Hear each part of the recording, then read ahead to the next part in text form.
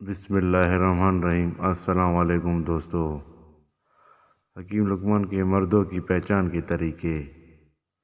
جو مونچھوں کو ہر وقت ہاتھ لگائے تو سمجھ جاؤ ایسا مرد بے ضمیر اور خود غرض ہے۔ جس بندے کی آنکھیں بھوری ہوں تو سمجھ جاؤ ایسا بندہ بہادر اور نڈر ہوتا ہے۔ جو بندہ دانتوں میں تیلیاں مار رہا ہو تو سمجھ جاؤ ایسا بندہ عورتوں میں زیادہ دلچسپی رکھتا ہے۔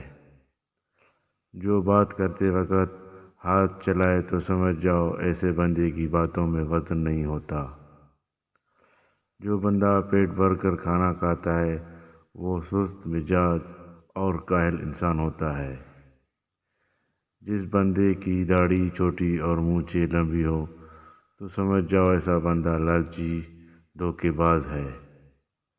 جو بندہ گوشت کھانے کا زیادہ عادی ہو تو سمجھ جاؤ ایسے بندے احساس کے مارے ہوئے ہوتے ہیں۔